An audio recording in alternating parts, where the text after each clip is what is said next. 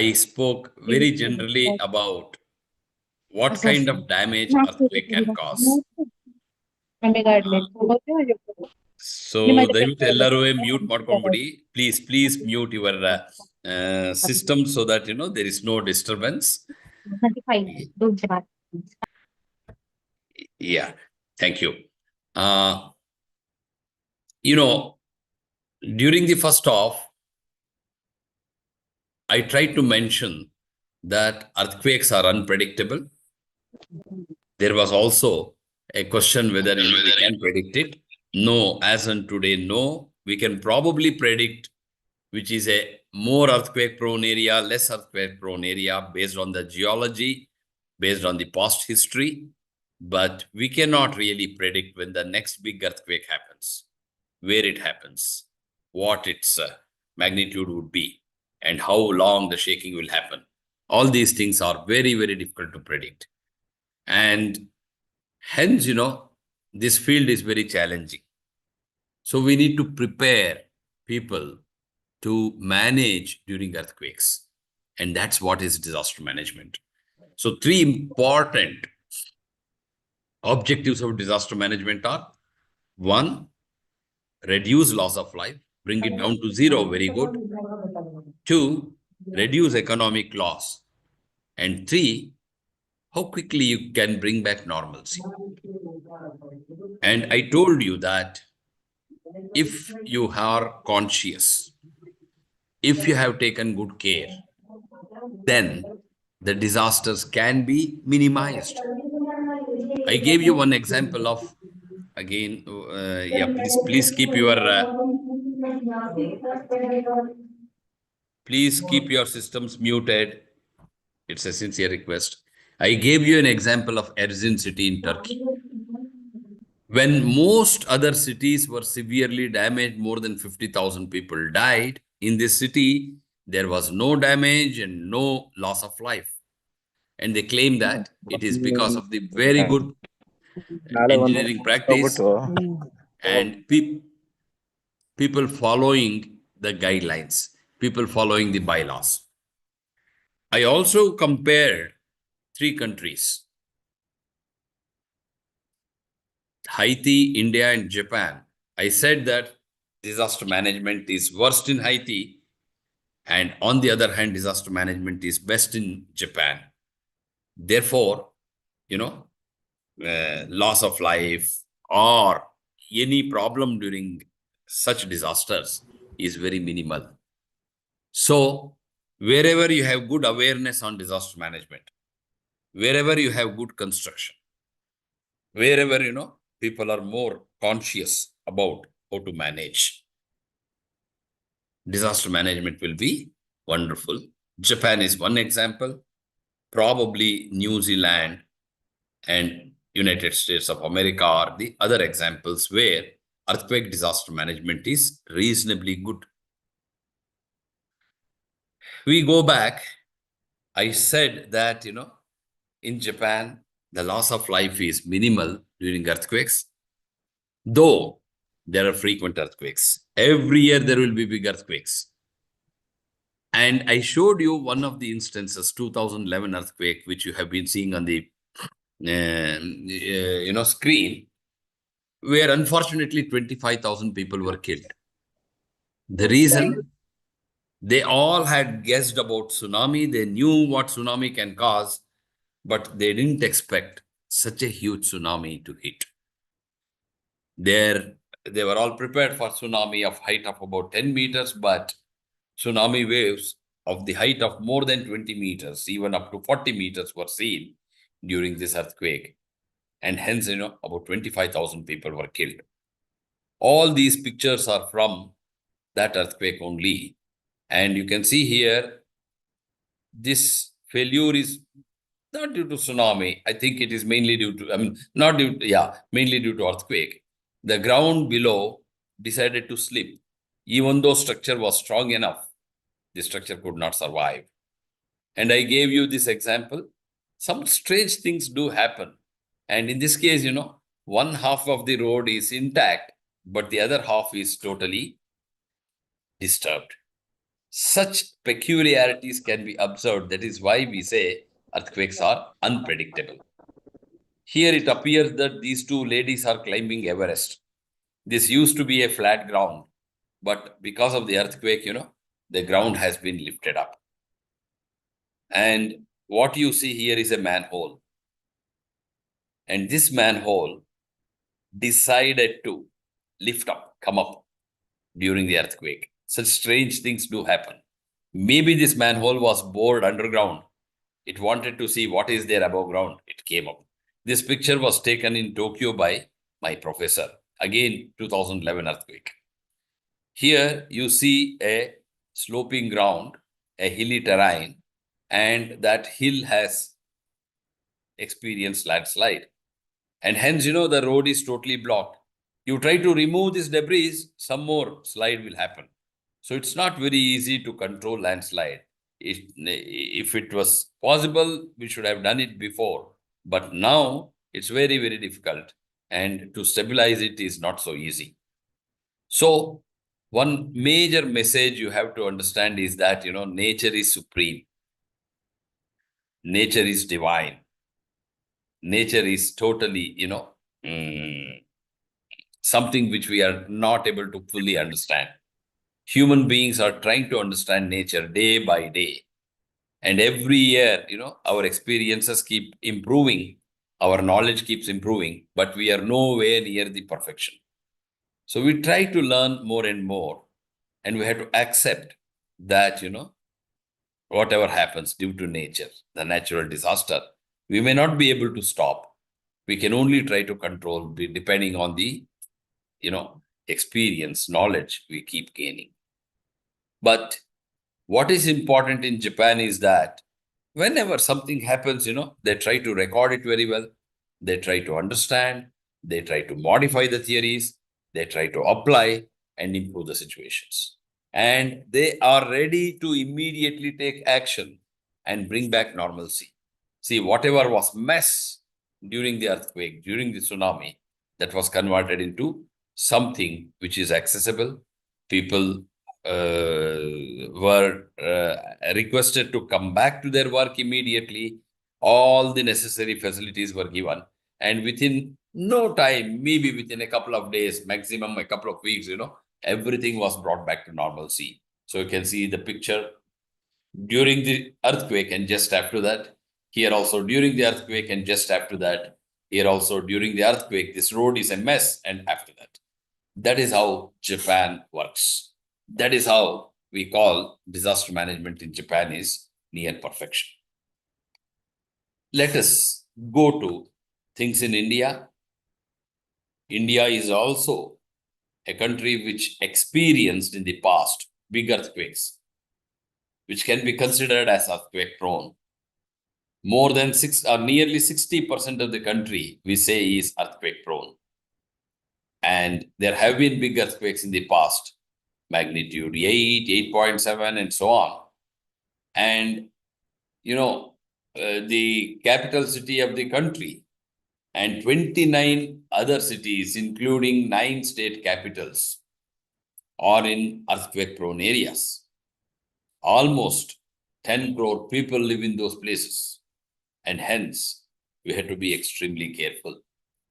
Even if one mishap happens, we may be in for a lot of casualties. At this point of time, I just would like to remember less than a week back, there was an earthquake in Delhi. Please note, the magnitude was 4, very low. But two important things I have been talking about. It is not just the magnitude of earthquake you should consider. One is the focal depth. The focal depth was 5 kilometers. The other one, we say epicentral distance. How close the epicenter of the earthquake was to the city was. To Delhi, epicenter was very close. Because of these two, though the magnitude was less, the earthquake was felt by many, many people. It behaved as if it was of magnitude 6. So you have to be very careful. And hence, there are many seismically very active places in India.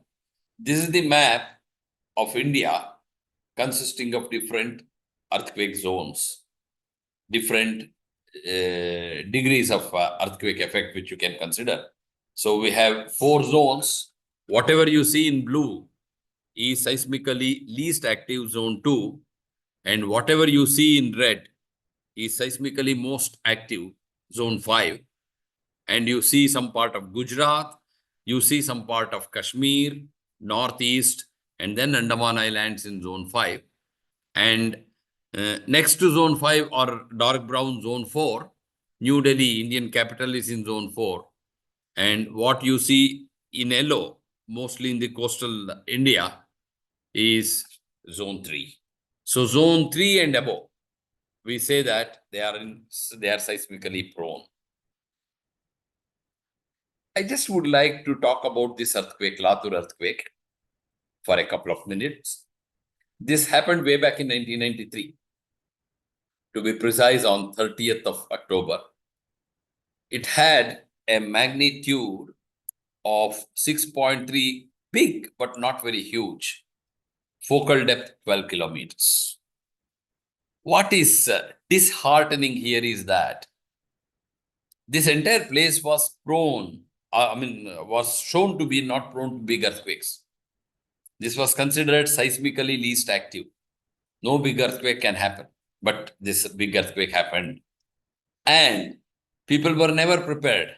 None of the buildings were built to consider the earthquake force. And hence, majority of the buildings collapsed. And this earthquake happened early in the morning. People were sleeping at around 4:30 a.m. And the buildings collapsed within no time. The roof came down. The roof came down because roof was supported on the masonry walls. And these walls did not have the desired capacity to take this lateral force of earthquake. They fell down and hence roof came down. People perished in their sleep only. So death toll was something like 20,000. And this is a clear example of not being prepared for an earthquake. Not building the construction, building the structures to be earthquake resistant. If they had taken little extra care, 20,000 could have been maybe reduced to 200 or even less. And that is where the awareness is very, very important. You can see in this picture, this is Karnataka, and the place where the earthquake happened was not very far, just about 50 kilometers from the border. And you can see what has happened to this building. It's been totally damaged. You can see only the debris here, stone. So that's the kind of panic this created in a place in Maharashtra called Latur, Kilari. So if something like that could happen in Maharashtra, why should we not be prepared in Karnataka is a question mark. I also would like to take you on to Nepal earthquake, which happened about 10 years back. Nepal is very close to north and northeastern part of India. So if something like that could happen to Nepal, very close to Everest, peak, we all should be prepared for a big earthquake. And you see here, there was an earthquake on 25th April 2015 of magnitude 7.9. And this is the big earthquake, followed by many smaller earthquakes, which we call as aftershocks. Interestingly, one of the aftershocks was also of magnitude 7.4, very close to 7.9. So 2 big earthquakes happened in a span of about 15-16 days. And, this caused quite a lot of havoc, and about 10,000 people were killed in Nepal. So focal depth was 15 kilometers. And the magnitude of this, as I said, 7.9 and 7.4. Intensity of earthquake was more than 9. And the location where the earthquake happened was very close to Kathmandu. In fact, it was in between Kathmandu and other city called Pokhara, not very far from the base camp of Everest. And I just would like you people to see the video wherein many CCTVs took the picture at different locations, maybe in a library, maybe in a museum, maybe in a residential place, maybe on the road to give you an indication how things would be during an earthquake. What you saw was an office building in which, you had an almirah containing heavy books. That's very easy to topple. We have to be careful. You had a delicate, circle, a structure in a circle, which was brought down. You see all these people, they came out of their buildings and they are standing in open land. Buildings are generally very, very prone to serious damage. It's always better you come out of the building. And people in Kathmandu or Nepal, they knew that buildings are definitely much more vulnerable. You should be away from them. So here also, a person, he just jumped, moved. He was panicking. He did not know what to do. Shaking continued. And you can see here how the shaking slowly started and suddenly it became rigorous. So rigorous that, here big mass of sloping ground, this is being shaken. Luckily, no serious damage happened here.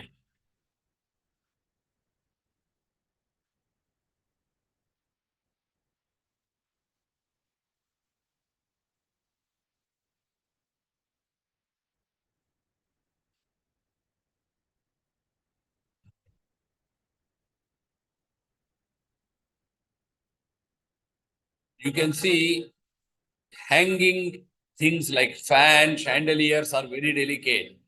They'll be vulnerable. This is in a museum, a tall statue always is likely to be very vulnerable. It has fallen down.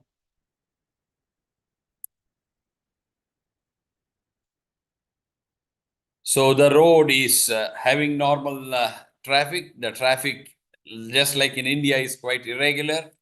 There is a policeman who has no work to do. People are following their own paths. Suddenly, the shaking happened and people stopped. And people are now trying to run near the middle of the road. This car still wants to go. I don't know, he's in such a hurry. And suddenly people stop him. So everybody now occupy the central space. Luckily, nothing has happened to the buildings. And hence, the damage was not as much as it could have caused problem. Still 10,000 people were killed and many villages have been submerged.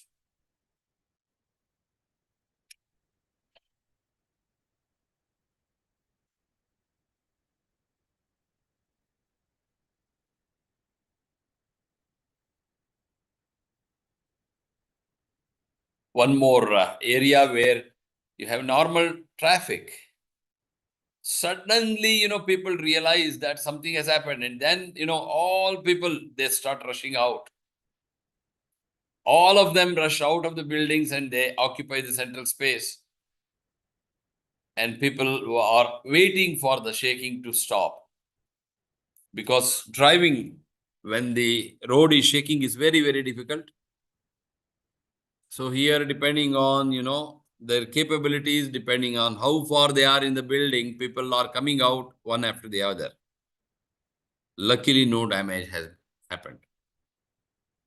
So just to give you a feeling about how things would be. So the place where the earthquake happened is somewhere here. And about 30-40 kilometers from Kathmandu, 30-40 kilometers from another city called Pokhara. There are many smaller earthquakes which have happened, which we call as aftershocks. And one of the major reasons for big earthquake to happen is plate tectonic theory. Our globe is divided into many places. They say about 12 major plates are there. So, and then there are many minor plates. Each of this plate will be moving relative to the another on the soft, inner portion of the earth crust. Okay. And they will be continuously moving. For instance, Indian plate, it's also called Indo-Australian plate. It is moving northeastwards at a rate of about 8 centimeters, 5 to 8 centimeters every year. That's why we say that Everest is still a young mountain range and it is still growing. And I mean, not Everest, Himalayas. Therefore, Everest also can increase in its height after some time. And when this Indian plate or Indo-Australian plate is moving, there will be other plates which are also moving. And in the North Eurasian plate, and there are other plates on the other sides. And especially Indo-Australian plate is moving into Eurasian plate. During the movement, if there are some projections on both the sides, these projections will hit against each other, causing the damaging effect called earthquake. So earthquake is very, very common at the plate boundaries. And these are most prone to serious big earthquakes. And hence, one of the reasons for big earthquakes is plate tectonic theory. You can see that the Indian plate is moving below the Eurasian plate. And hence, some portion of the earth is lifted up, some portion of the earth is brought down. Several changes do happen. So this is how you have the plate here. This plate is moving into the Eurasian plate, causing lot of changes. And this collision will cause the earthquake. And as I told, Indian plate, it is moving northeastwards at a rate of about 5 to 8 centimeters and going beneath Eurasian plate. Therefore, these are all the blue which you see are the plate boundaries, and these are likely to be subjected to large amount of big earthquakes. So during this earthquake, some portion near Kathmandu, had a drop in their elevation by 1.5 meters, and some portions were lifted up by 1 to 2 meters. And whatever you see in red, like Kathmandu is lifted up by about 1 to 1.2 meters. On the other hand, some portions are brought down. Such changes are very common. Today, as there was a question, please do mute. Friends, I request you to mute your system so that there is no disturbance for others. Saudagar sir, mute. USGS, okay, United States Geological Survey, which can think of doing the initial analysis, reasonable amount of prediction. Immediately after the earthquake, if there are instruments, they can record, and recorded values will directly be captured through the satellite by USGS. And it made some prediction like what could be the loss of life and how much could be the economic loss. And these predictions were quite reasonable. But all these happened after the earthquake. All these predictions happened, immediately, seconds after the earthquake. So this is how the road was disturbed after the earthquake. You can see the amount of the severity of the damage. This was one of the tourist spots, Dirhara Tower, about 200 feet or so. There were quite a number of people, about hundreds of people at that moment. And so entering and in this tourist attraction, unfortunately, that entire tower was brought down. So many people perished. This is in Kathmandu. Just to tell you, or just to show you how an earthquake can cause water to,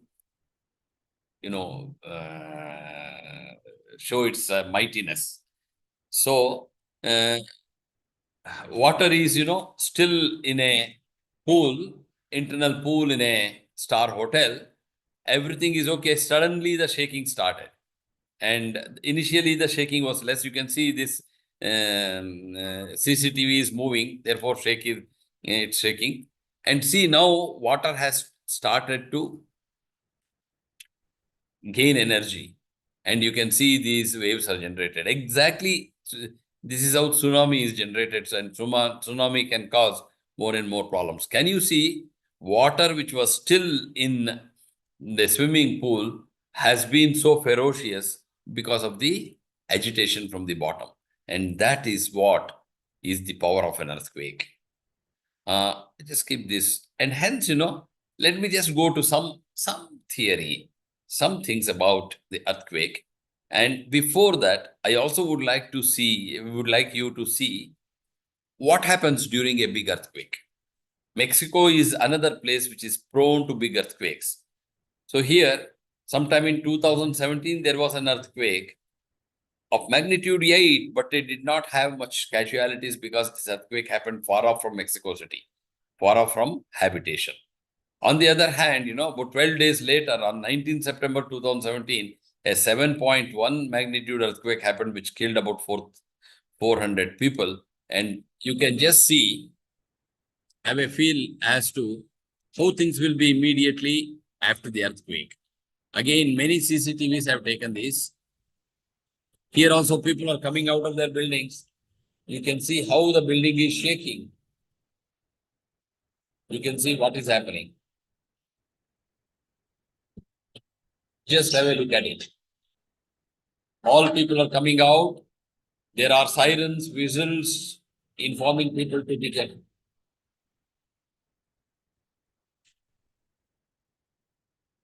This is inside the building. So much is the shaking, they cannot stand by themselves. They need a support. They try to take the support of the wall or the columns.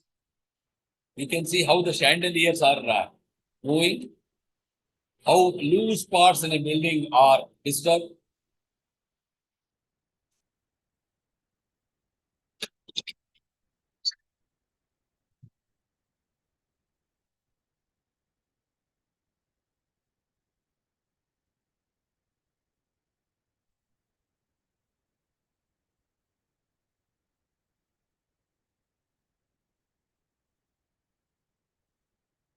Yeah.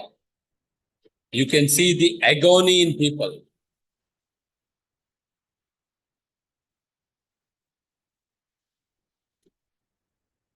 See how the buildings are, seesawing. One building hits the other, and when they hit each other, there may be damage. This is a very delicate building. Anytime it may fall down.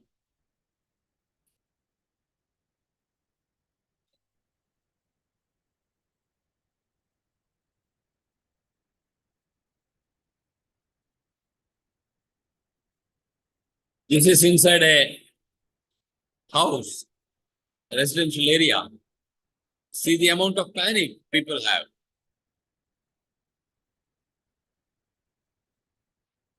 Some amusement park. You can see how the water is shaking. And unfortunately, fire breaks like what you see here. Something very real which has happened during the earthquake.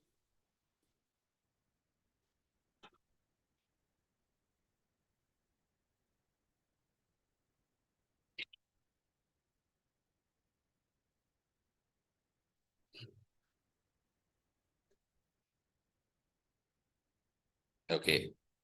So we'll just try to see what is an earthquake. After having told, different scenarios, you should know that earthquake is the vibration this is the earth surface. Vibration which happens at the surface of earth. The vibration happens in 3 different directions: north, south, east, west, and up, down. So any particle on the surface of earth is shaken in 3 different directions.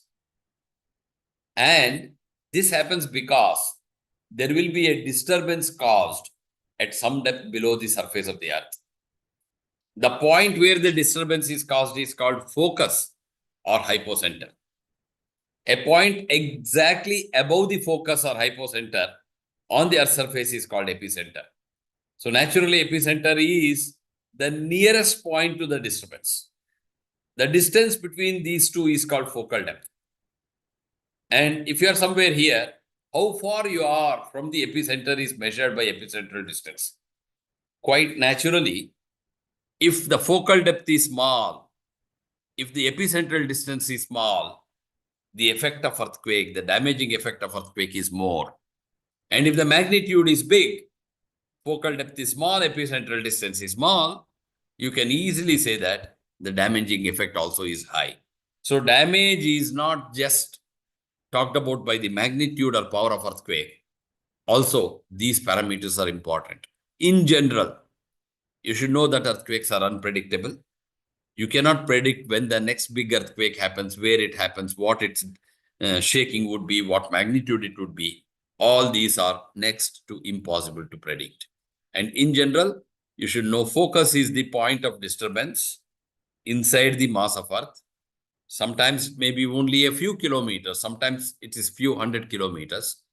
And a point exactly above that on the surface of Earth is called epicenter. The distance between these two is called focal depth. A city, when it is shaking, it will be shaken in all three different directions. And sometimes there will also be the rotational shaking. And study on earthquakes is very, very important because, there are many other disasters like flood, cyclone, hurricane, volcano, but it is the earthquake which has caused the most damages. So this graph shows that more than 50% of the deaths during natural disaster are by earthquakes, and more than 50% of the buildings fall, the infrastructure falls because of earthquake. Therefore, study on earthquakes, study on earthquake disaster management is essential because you would like to stop loss of life. You would like to stop economic loss due to the falling of infrastructure and so on. So this table shows some of the biggest earthquakes which have struck the world. And so far, the biggest is one with magnitude 9.5, which happened in 1960, 65 years back.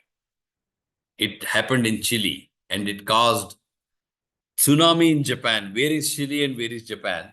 All the way tsunami waves moved from Chile to Japan. Okay, the magnitude was 9.5. That was the biggest recorded so far. Maybe earlier days, hundreds of years back, there may have been big earthquake, but we did not have, instruments to record accurately. And after that, there have been many earthquakes. Interestingly, about 5 of the 10 biggest earthquakes happened in a span of about 8 to 9 years from 2004 to 2012. So what does it mean? Very difficult to say. We should be prepared for next big earthquake. So there have been earthquakes of magnitude, I say, 9, fifth biggest. I showed you this Japan earthquake. Okay. And there also was an earthquake which caused tsunami in India. That was in December 2004. Almost 2.3 lakh people were killed, about 10,000 in India. So that is third biggest earthquake. So 5 big earthquakes happened in a span of about less than 10 years. So we should always be prepared for big earthquakes. One thing you should know, civil engineers are comfortable to build their structures under normal forces. But whenever these unexpected forces happen, these are always dynamic and horizontal force due to earthquake or flood.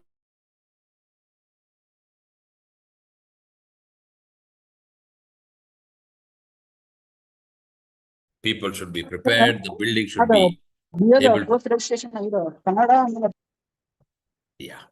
building should be able to resist that. So, in addition to vertically downward forces caused by the live load, dead load, we should be prepared for the horizontal dynamic force. And if we are not prepared, they are prone to damages. There is always some difference between the effect of wind, cyclone effect, and earthquake effect. Generally, we say earthquakes are much, much more dangerous because, they cause sufficient amount of damage if proper care is not taken. And all these are the external forces which cause inertia within the buildings. And we need to think about keeping this inertial force, designing the buildings for these inertial forces. And if we are able to make our structures flexible, like the one I have shown here, you don't have problem. But you can't make them flexible. So the damaging effect will be so high if they are not able to take that effect, they fall down, causing lots of problems. So in general, from the point of view of earthquake, we should be able to save them from, being subjected to sliding, being subjected to rocking, or if they are well anchored, being subjected to bending. This is what we need to think of. And we need to provide sufficient strength against these forces. Sliding force, rocking or overturning force, and then the bending force. And this is what is required. Therefore, you need to anchor them thoroughly into the ground. Therefore, you require stable foundation, and you need to make them strong enough not to overturn, not to slide. And also, you should have such a geometry where things do not cause unnecessarily overturning by themselves. If there is some, huge amount of overhang that can cause overturn, so you need to have a balance to not have such overhangs and other things. Uh, I talked about this. This is a graph which we call as, seismogram or strong motion accelerogram, where on the vertical axis you have acceleration, horizontal axis you have time. Normally, when an earthquake happens, initially the shaking will be small. And after some time, the shaking picks up because, there are many waves which are generated. We call them as, body waves and the surface waves. And the body waves, when they are created first, they in turn cause surface waves. So combination of body waves and surface wave do act somewhere in the middle zone of shaking, which we call as strong motion part, which may be for only 10, 15 or maximum 20 seconds. Peculiar earthquakes, they have extended beyond 1 minute. So all the shaking happens for about 15, 20 seconds where the shaking is rigorous. And after that, shaking reduces and then becomes zero. So in total 1 minute's duration, the middle 10, 15 seconds are dangerous, which we call a strong motion part. And if the building survives that, it has to wait for the next big earthquake only to cause any problem to the building. And these shakings are random. These shakings are time dependent. These are cyclic. What do I mean by cyclic? If you are standing, if I'm pushing you from one direction only, that is not cyclic. I push you and pull you, pull you alternatively. And that's what we call a cyclic. And always we will be vulnerable when you are subjected to cyclic force. Same force, if it is monotonous in one direction, you always know how to resist. But if you are pushed and pulled, you think of resisting push, but suddenly it will be pull, and you will be subjected to confusion. That's exactly what happens during earthquakes also. And as I told earlier, it is very difficult to predict what kind of shaking will happen during the next earthquake. Every earthquake is different from the other. Every ground motion, what you see, is different from others. Each ground motion is very different from the other. Therefore, earthquakes are unpredictable. Some of them have bigger magnitude. Some of them have smaller or bigger frequencies. Some of them have large duration of shaking and very, very difficult to predict. Just a little on acceleration. Whenever we talk about dynamic force, you should know that there will be acceleration. And all these things, if these people here are doing, skydiving, before the parachute takes off, they are diving under gravity. So the level of acceleration they are subjected to is 1g. And if they don't open their parachutes, the casualty can be, enormous if they are falling down and if they fall down at 1g level of acceleration. This is roller coaster, which can travel at 4g, 4 times acceleration due to gravity, approximately 40 meters per second squared. And this aerobic shows, which is done, sometimes may have 9g. Very recently, there was an air show in Bangalore. Even if you shake hand, there will be some level of acceleration which is created. Generally, if you just take our vehicles, the biggest race cars may increase their speed from 0 to 60 kmph in about 2 seconds. A normal car may take 16 to 18 seconds. And I have done a simple calculation of a normal car going from 0 to 100 kmph in 18 seconds, which is easily attainable if you are on a level road. And if you apply the simple equation of motion, starting from 0, initial value, u equal to 0, to v equal to 100 kmph, which is about 27 meters per second. If it happens at a time of 18 seconds, the level of acceleration you generate is 1.5 meters per second squared.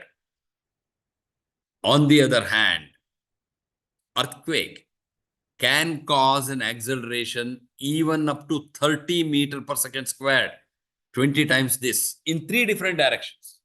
So you can see the impact of earthquake when compared to impact of a vehicle hitting you. So when a vehicle hits you, how much is the impact it can make. But earthquake can cause 20 times that and in 3 different directions. And that's the level of power of earthquake. Just on the lighter side, always there will be a lot of interactions between husband and wife. And during their birthdays, they will all be expecting several things. The husband will be expecting a lot of things from wife to please him and vice versa. So here, wife is on her birthday. She will naturally be expecting from her husband. Husband asks her, what shall I get you? Wife, instead of telling directly, she gave him a riddle.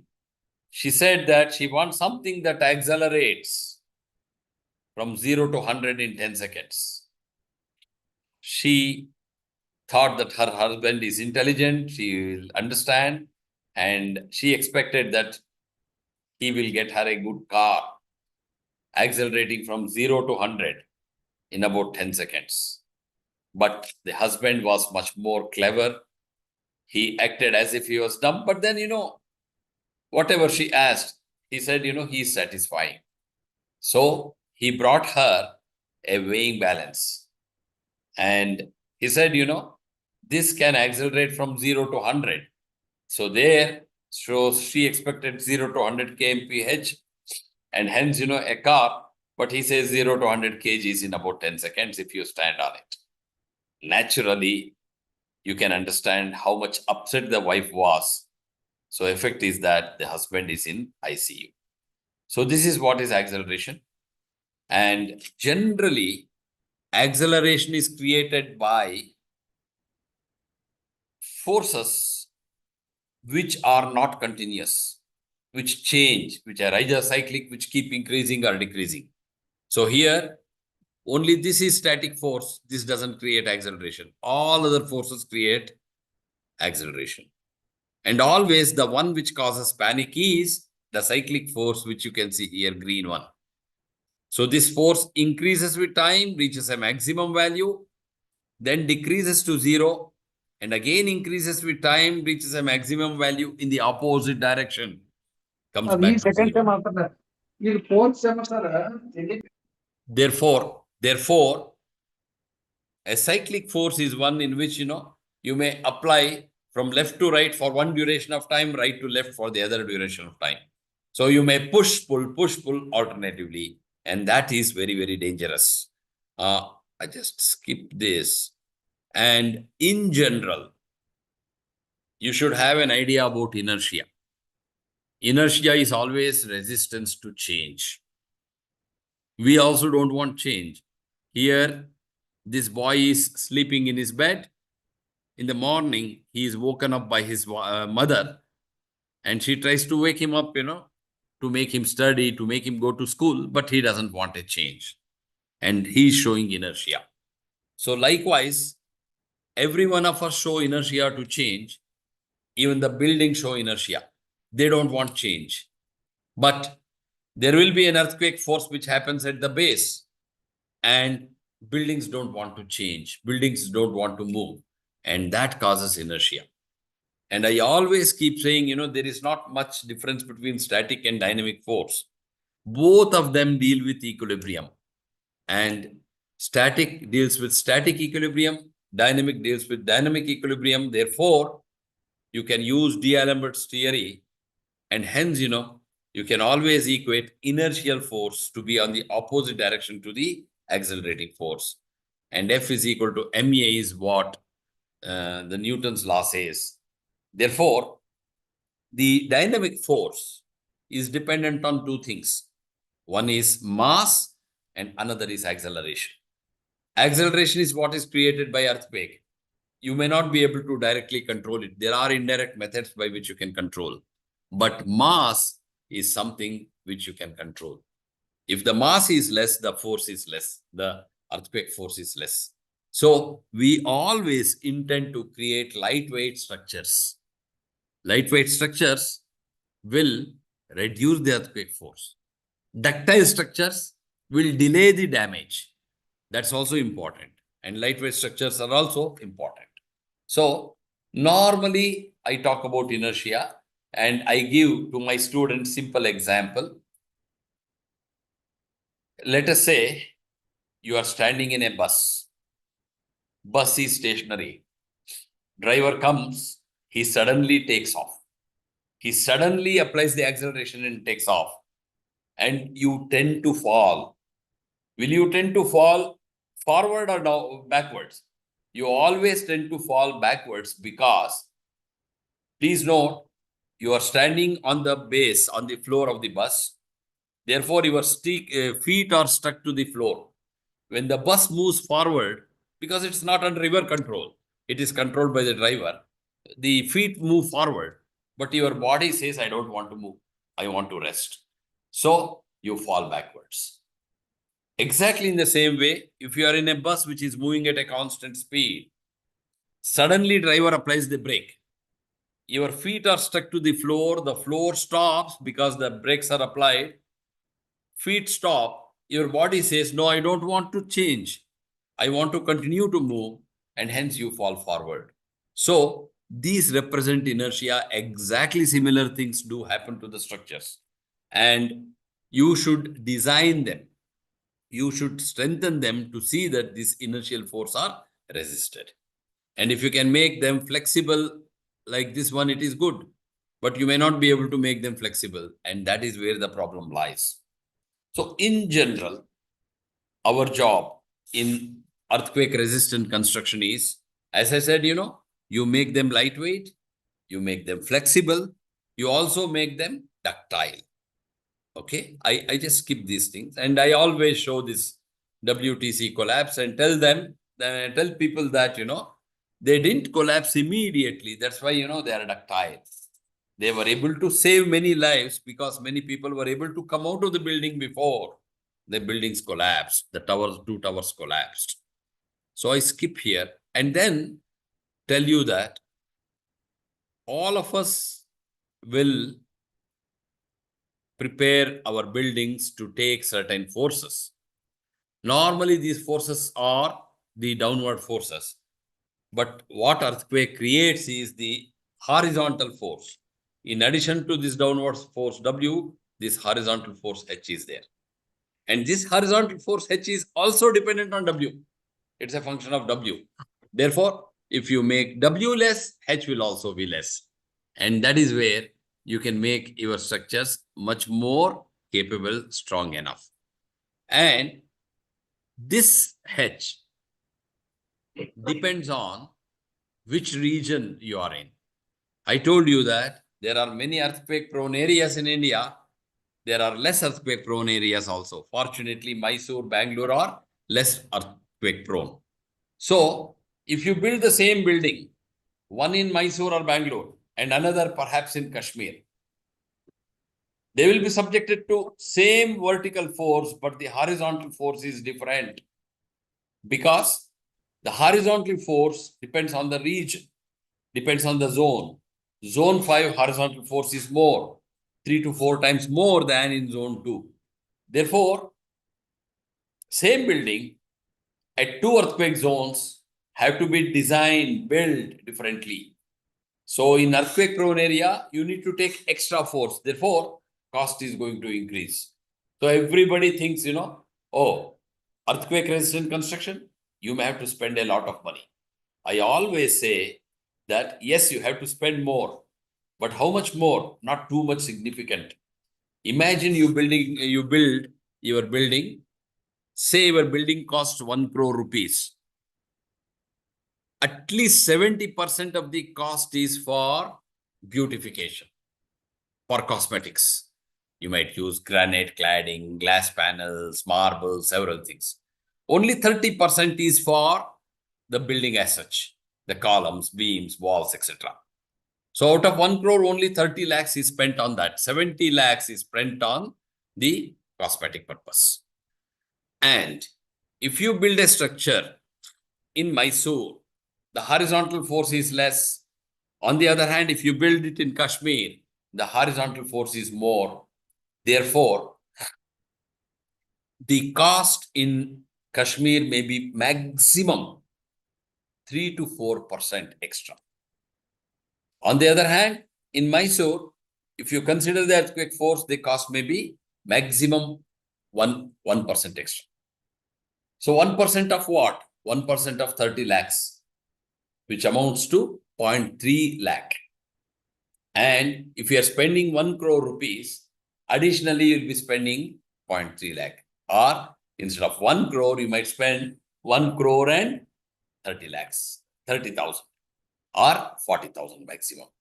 On the other hand, in a highly earthquake prone area, it may be 3 to even 5% if you take.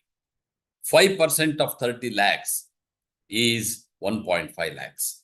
So when you are spending 1 crore rupees, if you are spending 1 crore plus 1.5 lakhs, the effect is less. Therefore, I always say the cost is going to increase, but not significantly. So, always build your structure to be earthquake resistant.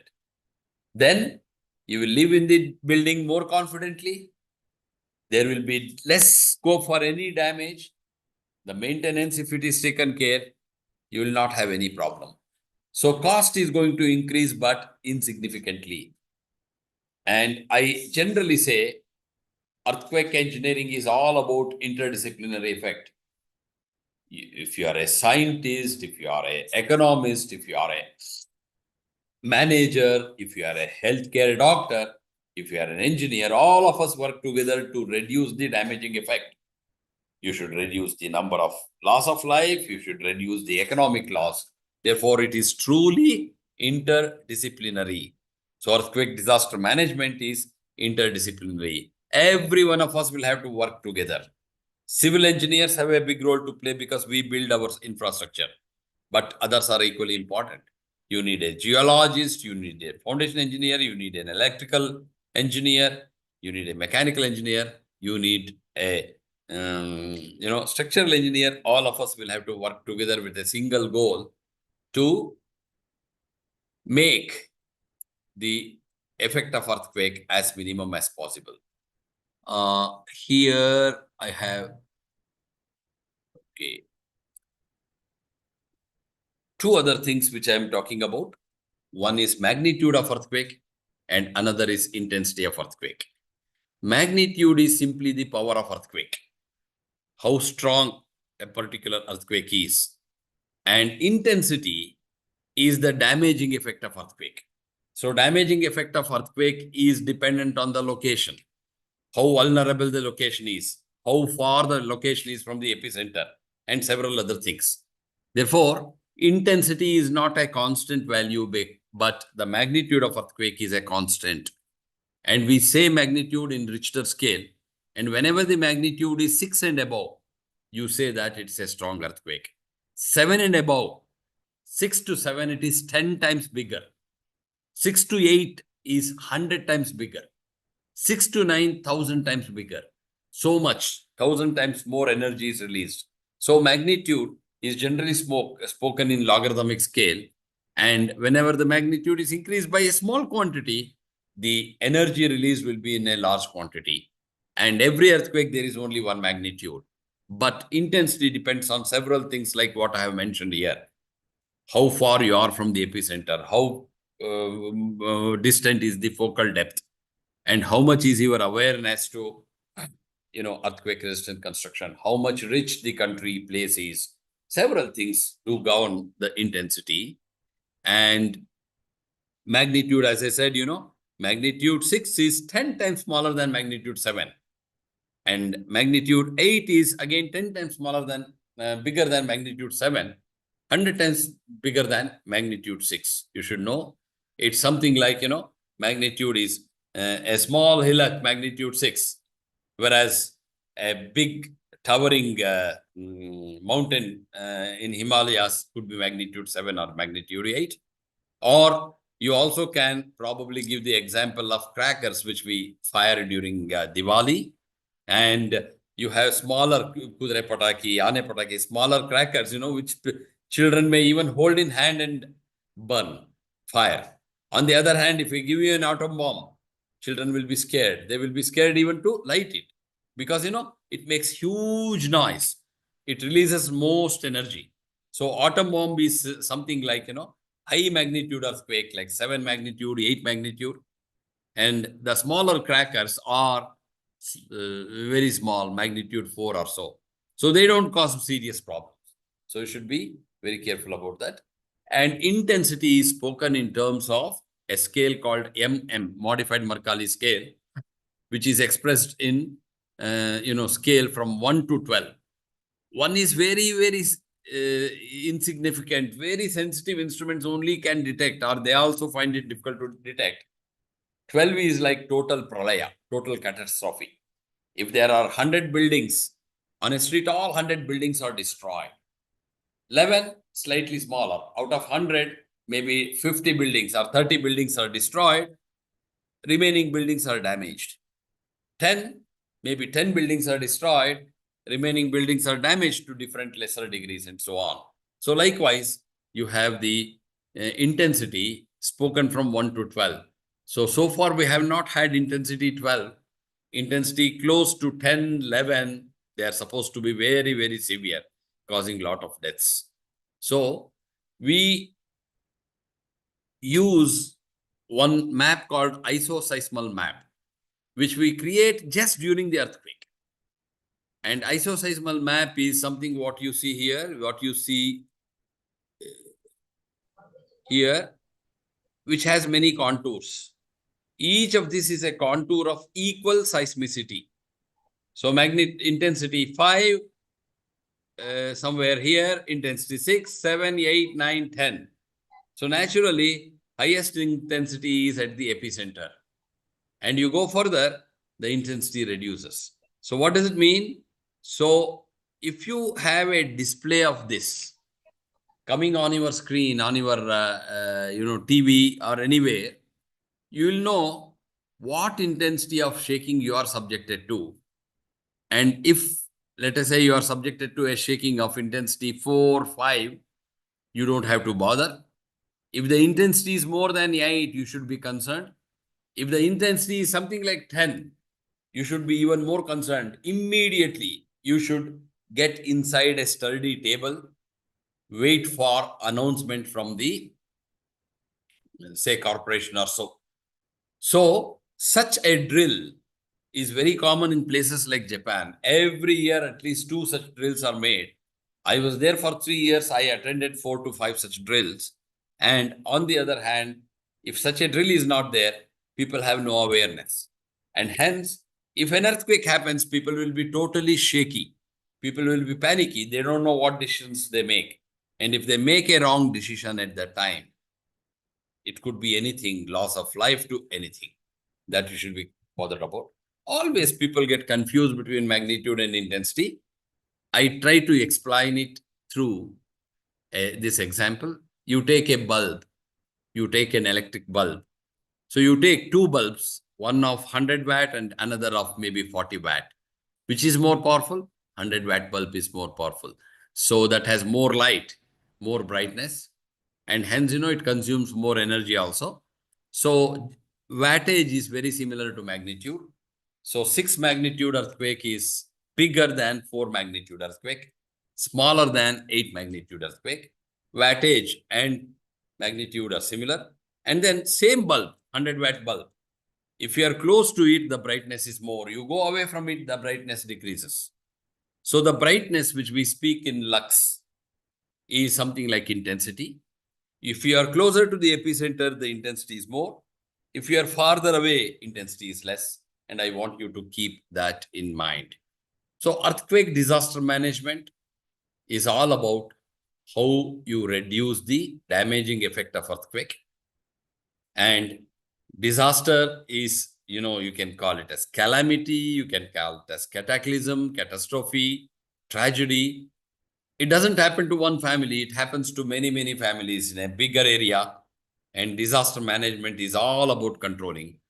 And disaster management has, probably some people would have spoken on this, several things to be done before the disaster, during the disaster, and after the disaster.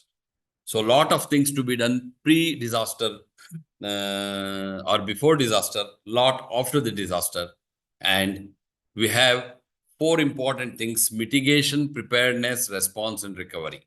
Mitigation and preparedness happen before the disaster, response immediately after, and then recovery little later.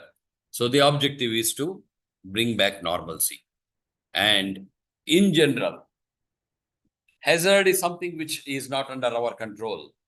Hazard is something which happens due to the nature. So earthquake cannot be controlled, but effect of earthquake can be controlled when you think about keeping the risk minimum. If there is nobody, and if there is no building at all, and if a big earthquake happens, it will shake the ground and that's it. No damage is done.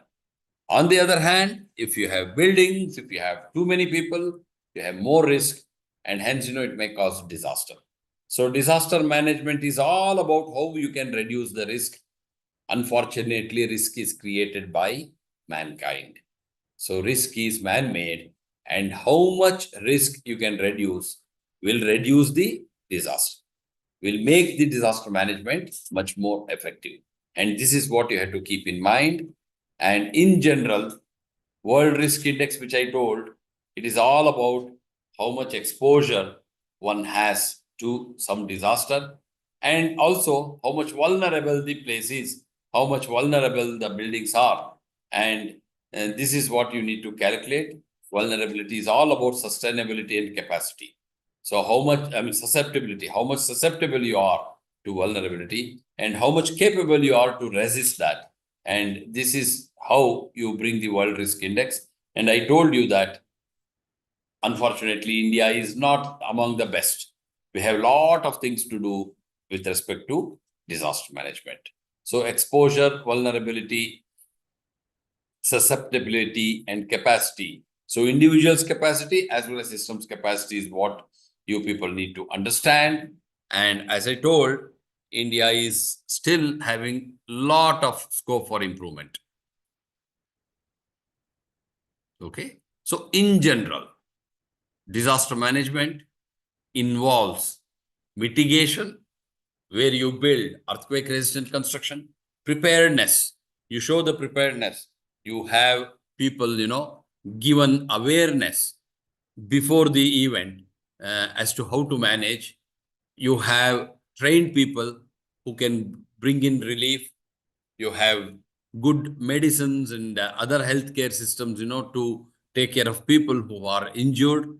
And if there are problems, immediately people are asked to keep their food packets open. So I lived in Japan for 3 years. During that period, I was informed to always keep some food item, water, or all our important documents, in a place very close to the exit.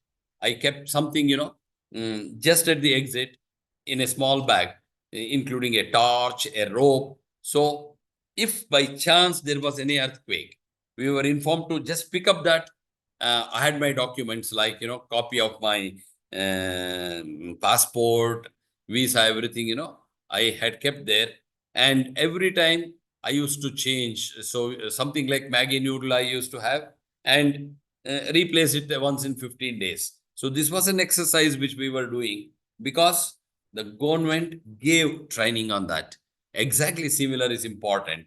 And you people now have quite a good knowledge about disaster management over the last 2 weeks. And I think you have picked up, quite an amount of knowledge in this direction. So I told you, preparedness you should have just before the event, and in this case, just before the earthquake, creating awareness, training on self-help, how to manage oneself, and education should be given in schools. You should have good sirens and other monitoring system, warning systems, and you have to learn from the past. And regularly there should be mock drill. We used to have in Japan at least 2 such drills in a year.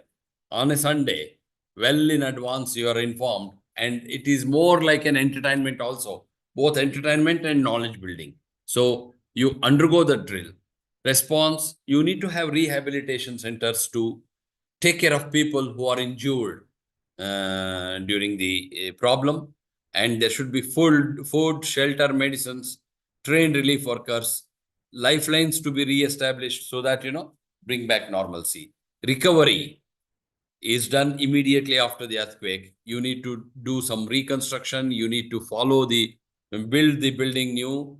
You need to ensure safety, and mitigation is all about how you build an earthquake resistant structure.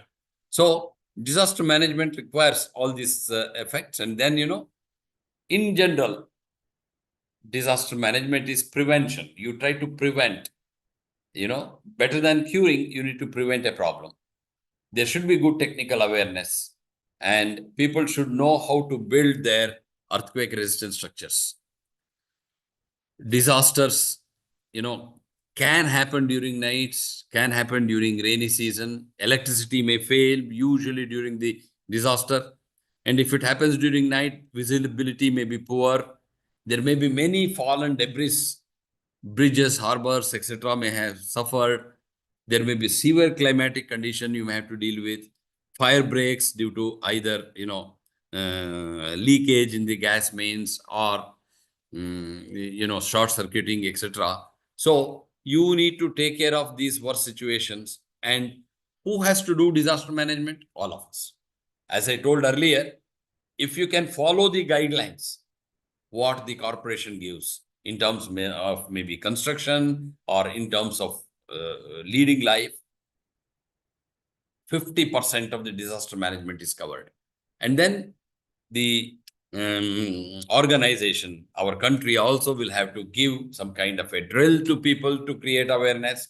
It should be able to provide good medicine, food, etc. during a disaster. And there should be some relief workers who are well trained. Then problems can be minimized. So I always say disaster management is taken care by every one of us. Each of us is responsible for the disaster management. And one important thing is you have to bring back normalcy. So there is what we call as lifeline. Lifeline from country to country may change. Today, mobile phone is a lifeline. Without mobile phone, we cannot live. Maybe we may live without water. Maybe we may live without air, but not without mobile phone. So some of the lifelines are water, air, and mobile phone. And in countries like Japan, traveling is very important. Therefore the metro trains are also lifelines. So if by chance metro train service is stopped for 4 hours, Japan will be standstill. So their objective should be how quickly they can bring back metro connection. And if mobile phone is not working, we will totally feel stuck. So it should be revived. So these are the lifelines, water, sewage, gas, air, electricity, telephone, mobile phones, good road, railway track, etc. And if they are damaged during a disaster like an earthquake, our job should be how quickly we can bring back, recover them. And there you require engineers, technicians, everybody to work together. And in places like Japan, again, even railway system is also a lifeline. So you stop during earthquake, and just after the earthquake, you should be able to start. So you have to check whether the tracks are good, whether the trains are good, and then, you have to start working. And that requires some amount of technical skills. So in general, disaster management requires mock drill, creation of awareness, creation of training. And I told you about the disaster kit. I had always been keeping at the exit door disaster kit. So it may contain some food, some water, maybe for 3 days, first aid. And if you are prone to some illness and regularly if you take medicine, maybe for sugar, BP, you have to keep them ready. And you have to keep a battery possible. And then, a battery operated radio many a times, and some documents. All these will form your disaster kit. Usually something like this will be given lesson for the disaster safety. People are mentioned not to panic. People are mentioned to drop themselves and cover under a sturdy table. So in places like Japan, mostly they sit on floor. They call them as tatamis. But still, at their homes, they will have some sturdy tables. If there are 4 members of the family, there will be at least 4 sturdy tables, and the portion below that will be always vacant. So the moment they hear some siren, they hear some earthquake happening, and if it is dangerous, they go inside that and take shelter. Because first thing you have to do is to protect yourself from the falling objects, and especially protect your head. And then hear about what you need to do. Slowly you move out of the building. And if there are staircases and elevators, never take elevator during an earthquake. You're always suggested to take a staircase. So you need to take several protections. You need to turn off the gas, electricity. You need to protect your head. You need to extinguish fire. You need to find a way out, and don't take lift. You have to use the stairs. Preferably, you are suggested to go to a higher elevation place from tsunami point of view as well as earthquake point of view, and pay attention to falling objects. It could be rock, stone, or anything, and never stay close to a building, close to a tree, because that may fall down. Try to help the needy, and if you are asked, assemble at an assembly point like a rehabilitation center. And engineers will have to work. They will have to look at how dangerous the earthquake is. There are graphs like seismograms, which have to be used, analyzed to find out how big the problem is. And, even from tsunami point of view, you should know what is the height of the wave. If the height of the wave is something like 10 meters and more, it is really big. It may cause havoc. I told you about isoseismal map. Normally, that is what is displayed on a TV screen or any display unit in Japan. And from that, you know where you are. Japan uses not scale, they use JMA scale, according to which it is 1 to 7. 7 is total catastrophe, and 1 is very little. Anything 3 or even 4, you don't bother. People just enjoy the earthquake whenever it is shaking, and after the earthquake, they immediately start working. And if it is more than 4, they take extra care. And that is what has to be taught. I think I'm going to close here because, we have reached the end time. But this is what you need to do at the disaster moment. You should never panic. There should always be leaders, and you have to listen to what the leader says. And if you don't do that, you're going to create a mess, like, what happens always during a crowded place, even Kumbh Mela, there was stampede. New Delhi station, there was stampede and many people died. And we should never allow such things to happen. So people should have good awareness, and there should be relief workers giving them medicines, giving them food and so on, and relief workers taking people to health center and so on. And if necessary, people should be given warm clothing, food, and their clothing also, And this is what is a rehabilitation center where people can rest. And this is where people are given bed, food, everything. And as long as safety has not been ensured, they will be staying in such rehabilitation center. This is what people are trying to go below a study table. Even youngsters at home, at school children are taught this. And whenever there is a big shaking, people will always take shelter near a column, pillar in Japan. In India, you cannot do that because there in Japan, pillar are the last one to fall. They don't fall easily. On the other hand, in India, we don't know because if our design is improper, pillar may be the first one to fall. So, lot of awareness is required. I'm just going to close this and tell you that earthquake disaster management is essential for all cities and villages, irrespective of where you are. And definitely, more emphasis is in places which are more earthquake prone. So we have 4 zones, zone 2, 3, 4, 5. Anything above zone 3, we say is earthquake prone. So you have to take care. Your buildings also should be built to be earthquake resistant.